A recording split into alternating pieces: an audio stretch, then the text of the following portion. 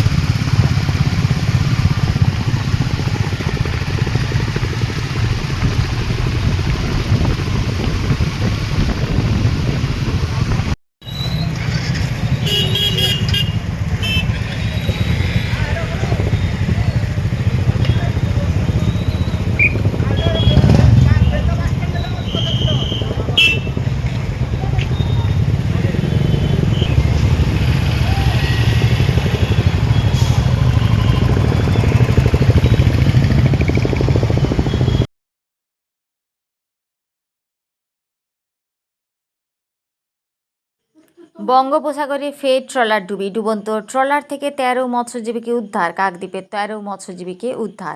রাতে ঢেউয়ের চাপে ফেটে যায় পাটাতন ট্রলারটি, এখনও উদ্ধার করা যায়নি।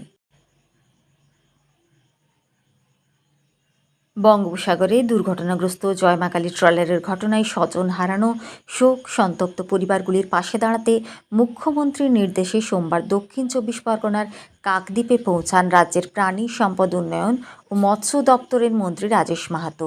ট্রলারটির সন্ধান পাওয়া এবং নিখোঁজ মৎস্যজীবীদের দেহ উদ্ধারের খবর পাওয়ার সঙ্গে সঙ্গেই ঝাড়গ্রামে পূর্ব নির্ধারিত কর্মসূচি শেষ করে তিনি কাকদ্বীপে পৌঁছে ক্ষতিগ্রস্ত পরিবারগুলির সঙ্গে সাক্ষাৎ করেন। তিনি তাদের প্রতি গভীর সমবেদনা জানান এবং রাজ্য সরকারের পক্ষ থেকে সব রকম সহযোগিতার আশ্বাস দেন। জানা গেছে, নিখোঁজ 16 জন মৎস্যজীবীর মধ্যে 9 জনের দেহ উদ্ধার হয়েছে। বাকি নিখোঁজদের সন্ধানে উদ্ধার ও তল্লাশি অভিযান অব্যাহত রয়েছে। উদ্ধার হওয়া দেহগুলির প্রয়োজনীয় ডিএনএ পরীক্ষা সম্পন্ন হওয়ার পর আইনানুগ প্রক্রিয়া মেনে পরিবারের হাতে তুলে দেওয়া হবে। এই কঠিন সময়ে রাজ্য সরকার ক্ষতিগ্রস্ত পরিবারগুলির পাশে রয়েছে এবং উদ্ধার কাজ ও প্রয়োজনীয় প্রশাসনিক ব্যবস্থা সর্বোচ্চ গুরুত্বের সঙ্গে পরিচালিত হচ্ছে।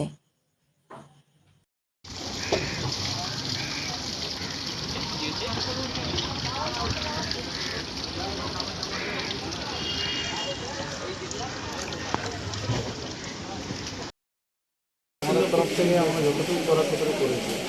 এই খবর নিয়ে আমি 8 তারিখ আমি সেখানে রান্নাঘর ছিলাম এবং কোস্টগার্ড, আমাদের কোস্টাল পুলিশ, পুলিশের গভর্নমেন্ট থেকেও আমরা যাচ্ছি করবো বলুন। একটু দেরি বডিগুলো আমরা ভালো বুঝতে পারছি না। একটা ব্যাপার আমি বলিনি, এটা দুটো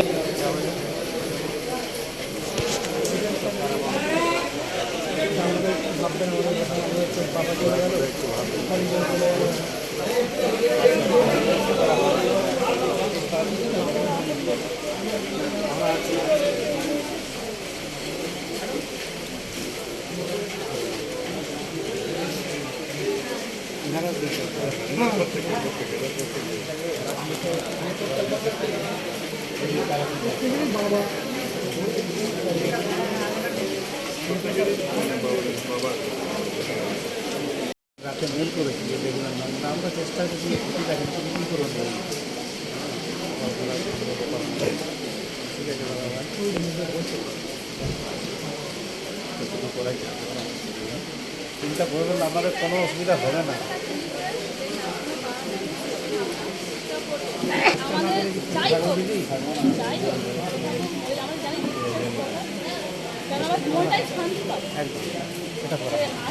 এটা খারাপ হবে।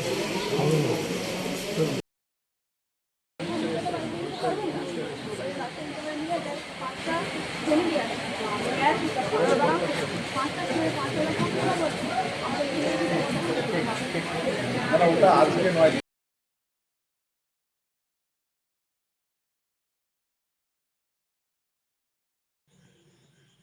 ঝাড়গ্রাম জেলার কুলটিক্রি সাঁকরাইল ABS কলেজে ষষ্ঠ সেমিস্টারের 9 জন ছাত্রছাত্রী পরীক্ষায় বসতে না পারার ঘটনাকে কেন্দ্র করে মঙ্গলবার কলেজ গেটের সামনে বিক্ষোভ কর্মসূচি পালন করল অখিল ভারতীয় বিদ্যার্থী পরিষদের কলেজ ইউনিট। ABVPর অভিযোগ, সংশ্লিষ্ট ছাত্রছাত্রীরা নির্ধারিত সময়ে ফর্ম ফিল আপ করলেও কলেজ কর্তৃপক্ষের গাফিলতির কারণে তারা পরীক্ষায় অংশগ্রহণের সুযোগ থেকে বঞ্চিত হয়েছে। এই ঘটনার প্রতিবাদে ছাত্রছাত্রীদের নিয়ে কলেজ গেটে বিক্ষোভ দেখানো হয়। এদিনের কর্মসূচিতে উপস্থিত ছিলেন ABVPর বিভাগ সংযোজক বাপি দাস এবং জেলা সংযোজক দেবাশিস মাহাতো। বাপি দাস জানান, বিক্ষোভের পাশাপাশি কলেজের অধ্যক্ষের কাছে একটি ডেপুটেশনও দেওয়া হয়েছে। তিনি বলেন, অবিলম্বে ওই 9 জন ছাত্রছাত্রীর পরীক্ষায় বসার ব্যবস্থা করতে হবে। পাশাপাশি যার গাফিলতির কারণে এই পরিস্থিতি সৃষ্টি হয়েছে তাকে চিহ্নিত করে কঠোর ব্যবস্থা গ্রহণ করতে হবে, যাতে ভবিষ্যতে আর কোনো ছাত্রছাত্রীকে এ ধরনের সমস্যার মুখে পড়তে না হয়। তিনি আরও হুঁশিয়ারি দিয়ে বলেন, কলেজ কর্তৃপক্ষ দ্রুত সমস্যার সমাধান না করলে অখিল ভারতীয় বিদ্যার্থী পরিষদ বৃহত্তর আন্দোলনের পথে নামবে। এবিভিপি লড়ছে, লড়বে। সময়ে ফর্ম ফিল আপ করার পরও আজকে ছাত্রছাত্রীরা পরীক্ষা দিতে পারছে না কেন? কলেজ কর্তৃপক্ষ জবাব দাও। আরে জবাব তোমায় দিতেই হবে, আরে জবাব তোমায় দিতেই হবে। অবিলম্বে সঠিক তদন্ত করে দোষীদের বিরুদ্ধে কঠোর ব্যবস্থা নিতে হবে, নিতে হবে, নিতে হবে। ভারত মাতাকে জয়। ছাত্র শক্তি, ছাত্র শক্তি, স্টুডেন্ট পাওয়ার, স্টুডেন্ট পাওয়ার।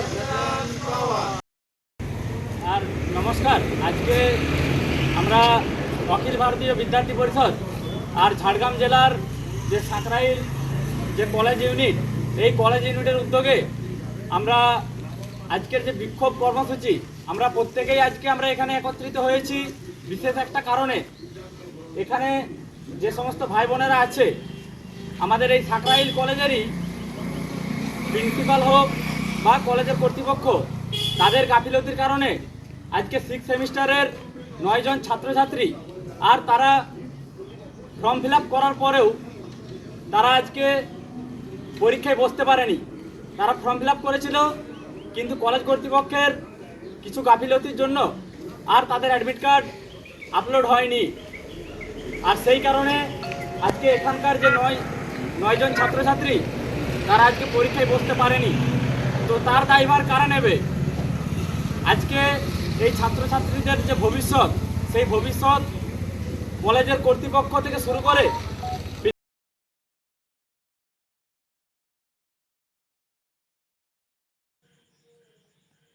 আমাদের রাজ্যে কংক্রিটের জঙ্গলে আমরা ভরে গেছি। বিল্ডিং প্ল্যান পাস করার সময়, বিভিন্ন প্রতিষ্ঠান তৈরির সময় পঞ্চায়েত, কর্পোরেশন সবাই আমরা লিখে দিচ্ছি যে আমরা কনস্ট্রাকশন করব, 1/3 গাছ লাগাবো, কিন্তু কেউ মানেনি। আকাশপথে আমরা যখন যাতায়াত করি তখন আমরা নিচের অবস্থা দেখে শিউরে উঠি। আমি একদম জমি থেকে উঠে আসা লোক। অরণ্য সুন্দরী ঝাড়গ্রাম, বাঁকুড়া, পুরুলিয়া আকাশ থেকে দেখলে কষ্ট হয়। 10 বছর আগে কি ঘন জঙ্গল ছিল, আজ কি অবস্থা হয়েছে। তাই আমাদের ব্যাপক বন সৃজনের মধ্য দিয়ে পশ্চিম বাংলার পরিবেশকে রক্ষা করতে হবে। গাছ চুরি, গাছ পাচার, বেআইনি কাঠের মিল, বেআইনি সিন্ডিকেট রাজ বন্ধ করতে হবে। আপনারাও পুলিশকে সাথে নিয়ে গাছ পাচার, অবৈধ কাজ বন্ধ করুন। অরণ্য সপ্তাহে মানুষের উদ্দেশ্যে আহ্বান মুখ্যমন্ত্রী শুভেন্দু অধিকারীর। বিগত 15 বছরের সরকার ফরেস্ট ডিপার্টমেন্টকে অবহেলা করেছে, বরাদ্দ দেয়নি, ম্যান পাওয়ার দেয়নি, পরিকাঠামো দেয়নি। আমি বলবো, উড়িষ্যা, ছত্তিশগড় থেকে শিখে আসুন কীভাবে ফরেস্ট ডিপার্টমেন্টকে গুরুত্বপূর্ণ দপ্তরে পরিণত করা যায়।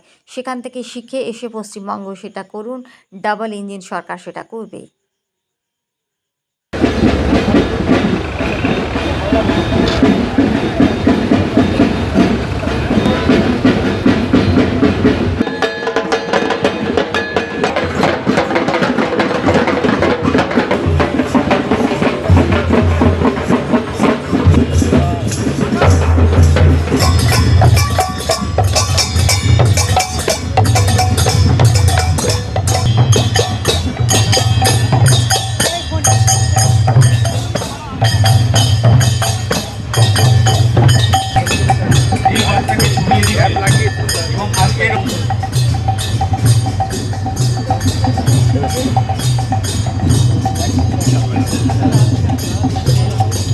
আরেকটা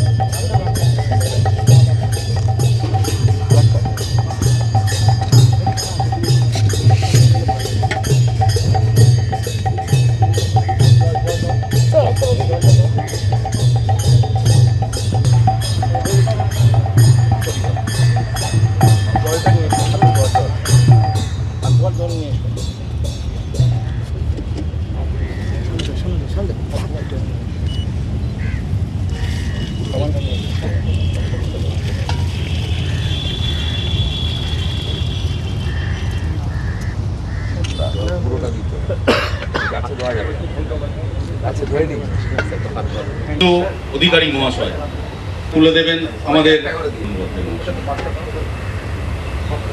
প্রথমে ডাকবো Thank you. What is your good name? One class. একটি আম গাছের চারা দেওয়া হলো। এবার বড় করতে হবে। রেশমা খাতুন ভগবতী দেবী বালিকা বিদ্যালয়, ওনাকেও আম গাছের চারা তুলে দিন মাননীয় সিএস স্যার। এবার রিয়াং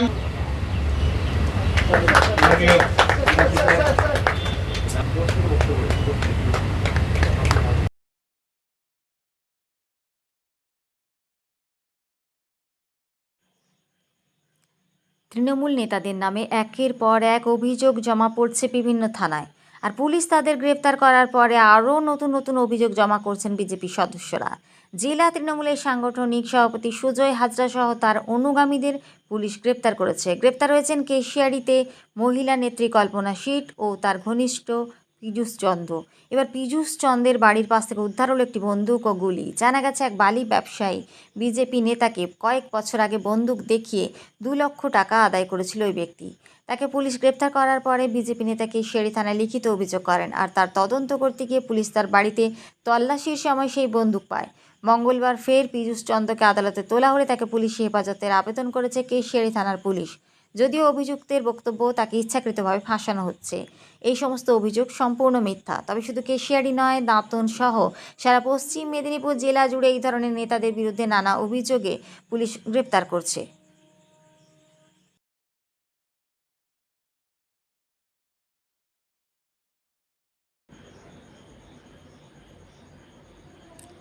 কড়া নিরাপত্তায় বারুইপুরের নাবালিকা কাণ্ডের পুনর্নির্মাণ, ঘটনাস্থলে 3 অভিযুক্তকে নিয়ে সিআইডি। বারুইপুর নাবালিকা কাণ্ডের তদন্তে গুরুত্বপূর্ণ পদক্ষেপ হিসেবে মঙ্গলবার 3 অভিযুক্তকে নিয়ে ঘটনাস্থলে পুনর্নির্মাণ শুরু করল সিআইডি। বারুইপুরের সূর্যপুর ধপধপি এলাকায় কড়া নিরাপত্তার মধ্যে এই প্রক্রিয়া চালানো হচ্ছে। উল্লেখ্য, কয়েকদিন আগে একই ঘটনায় অন্যতম অভিযুক্ত প্রভাস মণ্ডলকে পুনর্নির্মাণের জন্য ঘটনাস্থলে আনা হলে সে পুলিশের এক আধিকারিকের আগ্নেয়াস্ত্র ছিনিয়ে পালানোর চেষ্টা করে এবং গুলি চালায় বলে পুলিশের দাবি। সেই পরিস্থিতিতে পুলিশের পাল্টা গুলিতে প্রভাস মণ্ডলের মৃত্যু হয়। সেই ঘটনার পরিপ্রেক্ষিতে এবার প্রশাসন অতিরিক্ত সতর্কতা অবলম্বন করেছে। বিপুল সংখ্যক পুলিশ ও সিআইডি আধিকারিকের নিরাপত্তা বলয়ের মধ্যে 3 অভিযুক্তকে নিয়ে ঘটনাস্থলে পুনর্নির্মাণের কাজ চলছে। তদন্তের স্বার্থে ঘটনার বিভিন্ন দিক খতিয়ে দেখছেন তদন্তকারী আধিকারিকরা।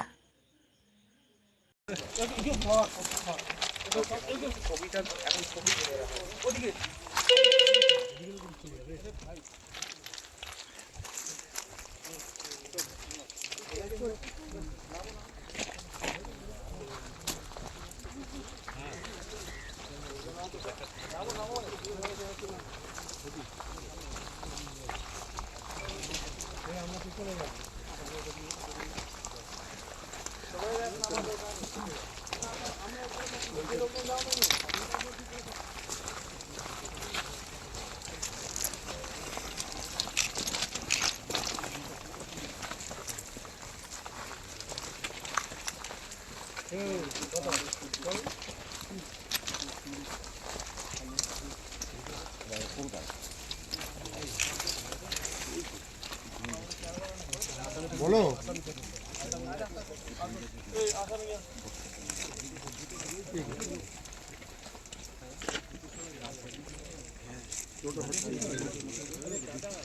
এই দাঁড়া দাঁড়া একটু